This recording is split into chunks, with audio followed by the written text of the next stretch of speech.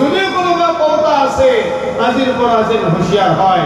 বিয়াৰ পিছত সন্তানে যদি কি কৰিছে, বোৱাৰী এৰা বস্তু খায়, বোৱাৰী এৰা যদি বস্তু খাইছে কিবা কাৰণত পুতেকে, তেতিয়াহ'লে মাকৰ সহ্য নহয়। মাকে কয়, এই বোৱাৰীটোক এই বেটিক বিয়া পাতি আনাৰ দিনাৰ পৰা মোৰ চলটোক তাই ভেলা কৰি ল'লা। আমাৰ ভাষা, মোৰ চলটোক তাই ভেলা কৰি ল'লা।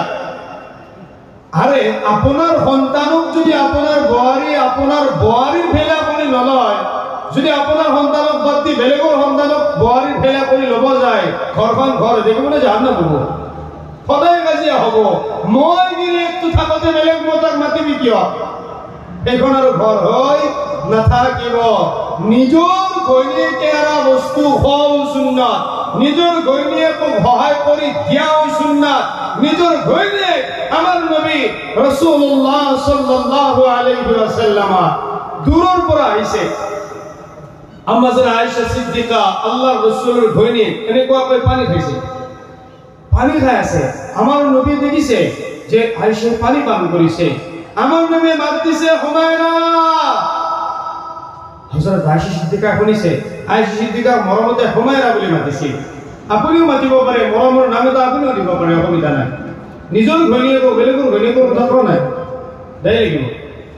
তো হুমায়ৰা বুলি মাতিছিল। হুমায়ৰা মানে হৈছে লাল সুন্দৰী, ইমান সুন্দৰ নাম।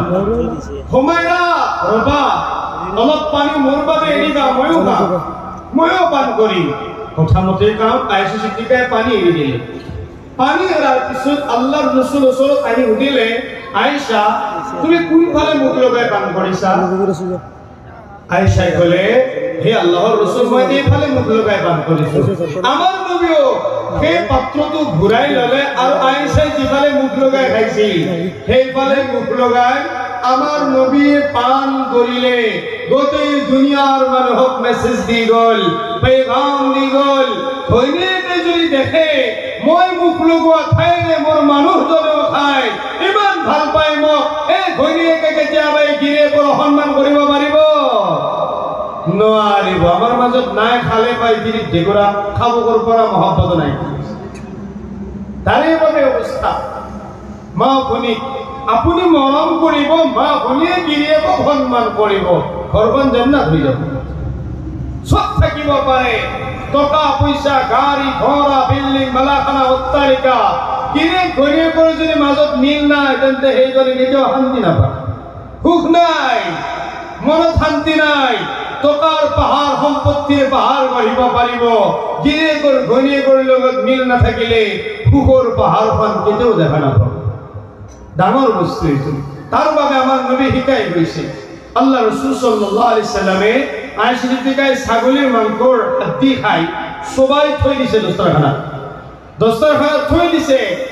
কি ঘৈণীয়েকে খাই থৈ দিয়া হাড্ডিডাল আমাৰ নবী উঠাই মুখত লৈ চবাইছে। ঘৈণীয়েকে যেতিয়া দেখা পায়, এই গিৰিয়েকক বেয়া পাব কেতিয়াবা। নবী শিকাই থৈ গৈছিল, মই যে কৈছিলো আমাৰ চৰিত্ৰ নাই, চাৰিত্ৰিক আদৰ্শ আমাৰ মাজত নাই, তাৰ বাবে স্খলন ঘটিছে, পতন ঘটিছে। সেইটোৱে হৈছে আমাৰ মাজত নবীয়ে দেখাই থৈ যোৱা এই আদৰ্শবোৰ নাইকিয়া হৈছে। উচিত, জৰুৰী, বহু বেছি প্ৰয়োজন। আপুনি মৰম কৰিব, আপোনাক সন্মান কৰিব, ঘৰখন সুন্দৰ হ'ব। আৰু আমাৰ মা ভনীসকলে প্ৰশংসা কৰিলে ভাল পায়, ভাল পায়নে নাই? প্ৰশংসা কৰিবচোন, বিৰাট ভাল পায়।